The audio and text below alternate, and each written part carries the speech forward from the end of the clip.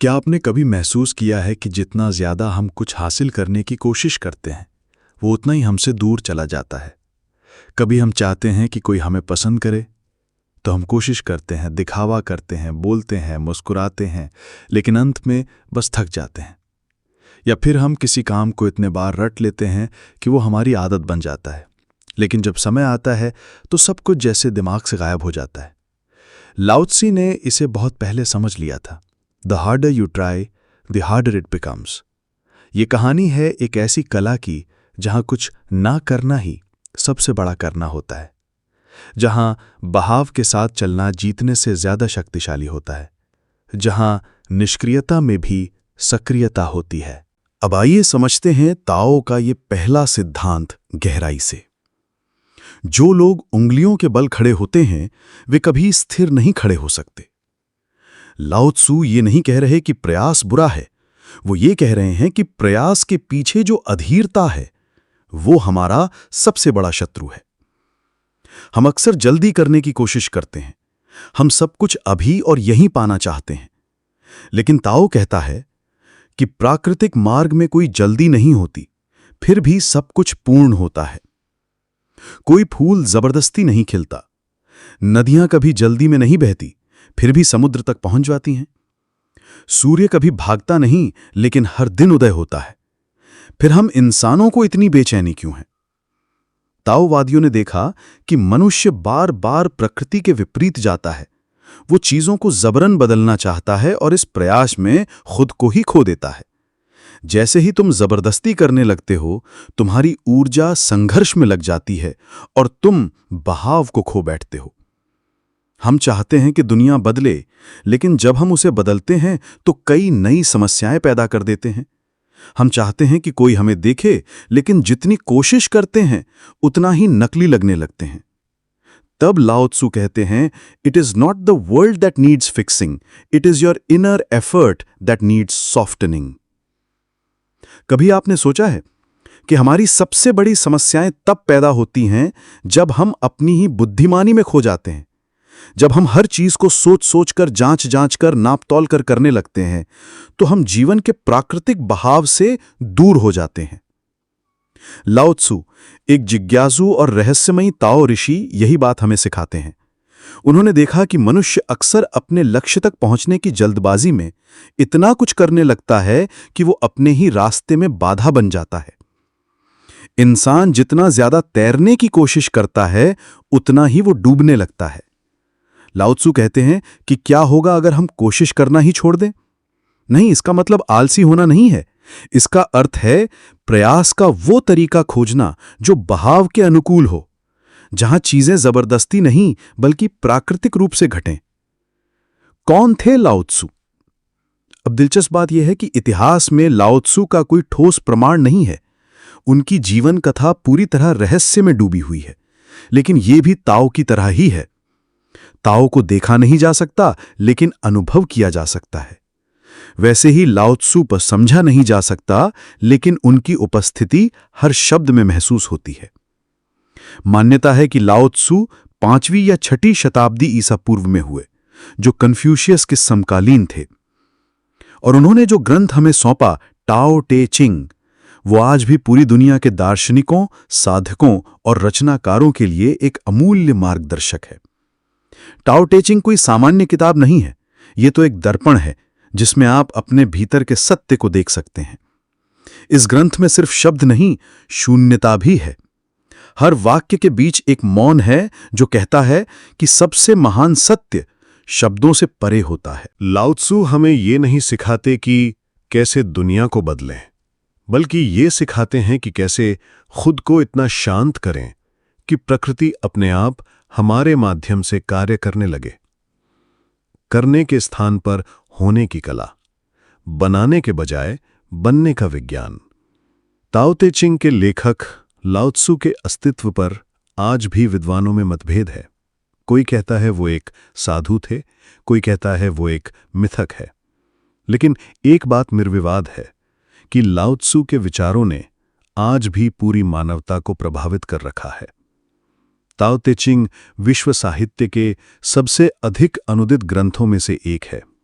ये कोई धार्मिक ग्रंथ नहीं, बल्कि एक जीवन का मार्गदर्शन है, और शायद उससे भी बढ़कर एक शासक की चेतना का आईना।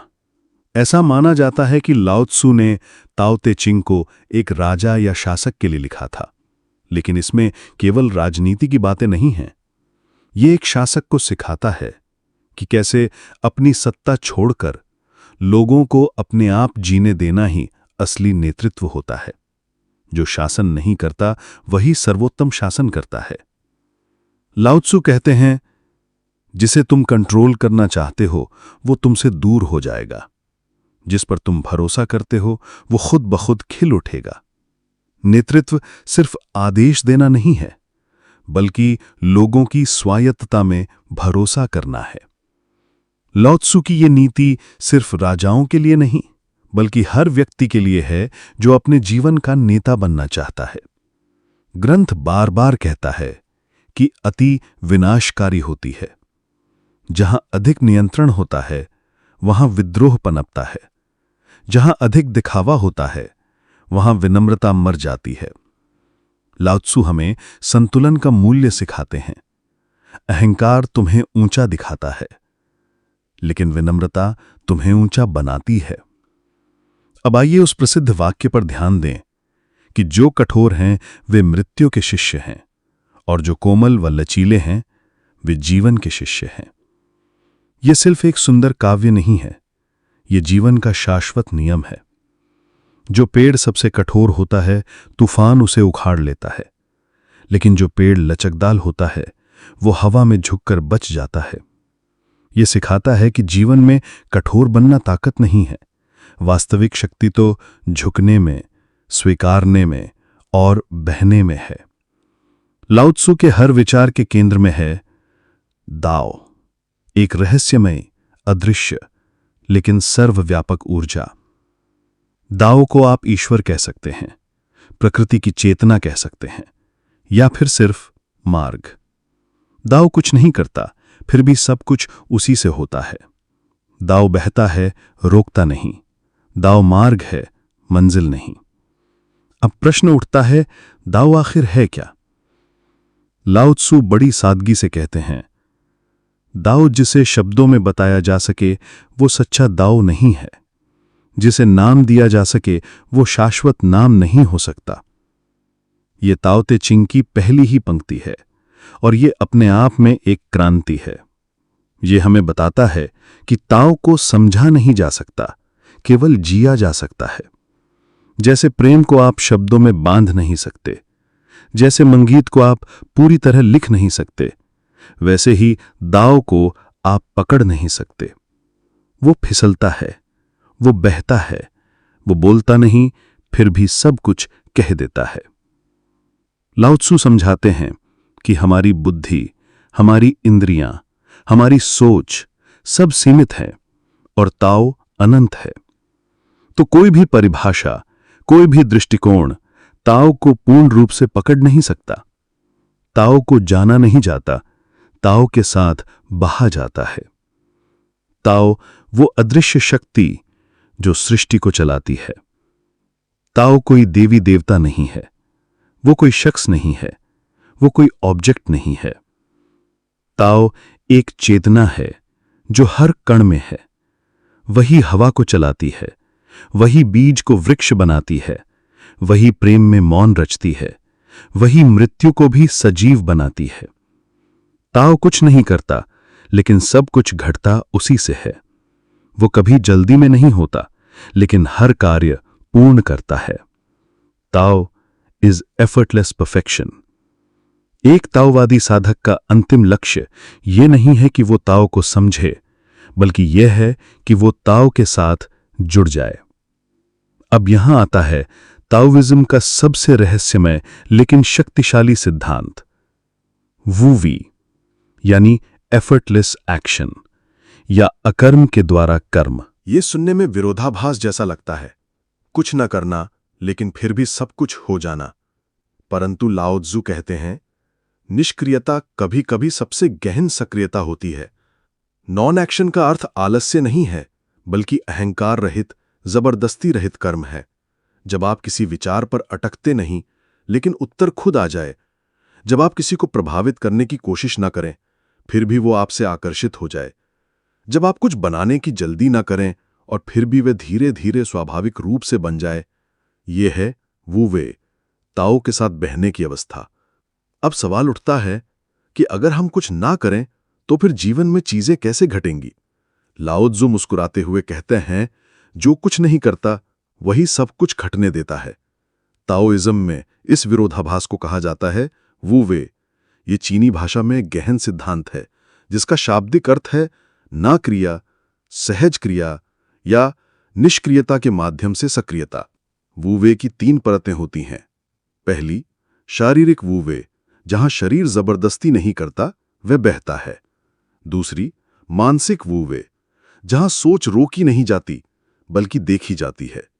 तीसरी, आध्यात्मिक वू वे, जहां आत्मा स्वयं ताओ के साथ विलीन हो जाती है। जो कोमल है वही अंततः बचता है, जो कठोर है वह टूटता है। इसका अर्थ ये नहीं कि हम प्रयास न करें, बल्कि ये कि हम प्राकृतिक प्रयास करें, बिना बाधा, बिना अहंकार, बिना जोर लगाए। लाओ त्ज़ु कहते हैं, जो शासक हर बात में हस्तक्षेप करता है, जो हर नियम थोपना चाहता है, जो हर व्यक्ति को अपने अनुसार चलाना चाहता है, वह सबसे अधिक अव्यवस्था फैलाता है।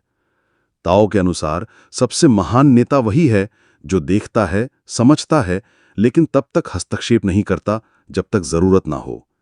ये सिद्धांत सिर्फ राजनीति पर नहीं, बल्कि हमारे रोजमर्रा के जीवन पर भी लागू होता है। जब हम अपने बच्चों पर ज्यादा नियंत्रण करते हैं, वे विद्रोही हो जाते हैं। जब हम अपने सहकर्मियों को हर समय निर्देश देते हैं, वे क्रियात्मकता खो बैठते हैं। जब हम जीवन से हर चीज अब और यहीं चाहते हैं, जीवन हमें प्रतीक्षा सिखाता है। एलन वॉट्स ने एक जगह लिखा था कि समाज के जो अति भले लोग होते हैं वही अक्सर सबसे ज्यादा गड़बड़ी फैलाते हैं। क्यों? क्योंकि वे अच्छाई को परिभाषित करना चाहते हैं। वे तय करना चाहते हैं कि क्या सही है, क्या गलत। पर ताओ कहता है कि जब सृष्टि इतनी व्यापक और बदलती हुई है, तो अच्छाई और बुराई के कठोर नियम कैसे लगाए जा सकते हैं? जब हम कृत्रिम नैतिकता थोपते हैं, तो हम ताओ की प्राकृतिक बहाव को बिगाड़ देते हैं। वो वे का एक और गहरा रूप है फ्लो स्टेट, जिसमें इंसान क्रिया से विलीन हो जाता है। जैसे एक चित्रकार जो चित्र बना रहा है और खुद को भूल चुका है। एक संगीतकार जो सुरों में बहता है, बिना सोचे, बस प्रवाह में। एक साधक जो ध्यान में इतना गहरा उतर चुका है कि मैं ध्यान कर रहा हूं इसका भी भान नहीं। ये डूइंग विदाउट द डूअर की अवस्था है। डॉक्टर वोई लियन चोंग ने, जो ताओ दर्शन की विशेषज्ञ हैं, उन्होंने वो वे को बहुत सुंदर ढंग से समझाया। उन्होंने कहा कि जब साधक अपने अहंकार रहित केंद्र से सब कुछ देखता है, तब वो परिस्थिति की हर शक्ति को बिना विकृति के पहचानता है, और तब उसकी प्रतिक्रिया बिना भूल के बिल्कुल सटीक होती है। जब मन शांत होता है, तब निर्णय स्पष्ट होता है। वो वे हमें सिखाता है कि हमें जिंदगी से लड़ना नहीं है, बल्कि उसे समझकर, स्वीकार कर और सहज होकर जीना है। अब तक हमने समझा कि टाओइज्म केवल बहाव में बहने की बात नहीं करता, बल्कि ये एक बहुत साहसी कदम है, क्योंकि वू वे का अभ्यास करने के लिए साहस चाहिए।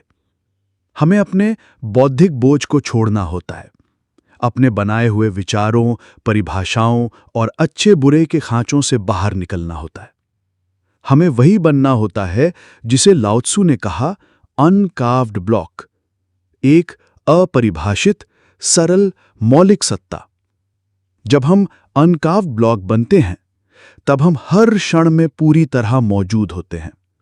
तब हम किसी भी परिस्थिति में प्रतिक्रिया नहीं, सही और सहज उत्तर देते हैं। फ्लो स्टेट, जब आप क्रिया नहीं करते बल्कि क्रिया आप बन जाते हैं। फ्लो स्टेट वो अवस्था है जहां कर्तापन मिट जाता है, जहां गायक खुद गान बन जाता है, जहां नृत्यांगना नृत्य बन जाती है, जहां ध्यानकर्ता ध्यान हो जाता है। ये कोई कल्पना नहीं बल्कि वास्तविक मनोवैज्ञानिक अनुभव है। NBA प्लेयर बिल रसल ने कहा था कि जब मैं फ्लो में होता था तो समय धीमा पड़ जाता था। मैं पहले से जानता था कि अगला पास कहाँ होगा, अगली बॉल कहाँ जाएगी। पर यह अवस्था क्यों नहीं आती हम में से ज्यादातर को? क्योंकि हमारा मन बीच में आ जाता है। हम करने की कोशिश करते हैं और यही कोशिश प्रयास को जटिल बना देती है। हम विफलताओं के बारे में सोचते हैं, भविष्य के डर से कांपते हैं या फिर अतीत के पछतावे में उलझ जाते हैं। मिहाली सिक्सन-मिहाई ने इस स्थिति को कहा साइकिक एंट्रोपी, यानी भीतर का मानसिक विक्षोभ। जहां ध्यान बिखरा होता है, विचार तड़प रहे होते हैं और आत्मा परेशान होती है, तब लाओ त्सु एक ही उपाय बताते हैं, लेट गो। जो संसार पर अधिकार चाहता है वो उसे खो देता है, जो संसार को स्वीकृति देता है वो उसे पा लेता है।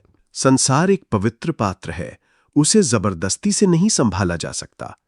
अगर तुम उसे जकड़ना चाहो, वो हाथों से फिसल जाएगा। ट्रस्ट इज द की, और भरोसे में कोई कोशिश नहीं होती। या तो आप भरोसा करते हैं या फिर नहीं करते। तो अगली बार जब तुम किसी चीज के पीछे भागो, थोड़ा ठहरो, देखो कि क्या वो तुम्हारे पास आ रही है। अगर नहीं, तो शायद बहाव के विपरीत तैर रहे हो। लाओ त्सु फुसफुसाते हैं, just become the river and it will carry you. अगर इस वीडियो ने आपकी सोच को थोड़ा भी शांत किया हो, तो नीचे कमेंट में लिखें, मैं अब टाओ के साथ बहने को तैयार हूं। और अगर आप ऐसे ही और विचारपूर्ण विषयों में रुचि रखते हैं, तो चैनल को जरूर सब्सक्राइब करें।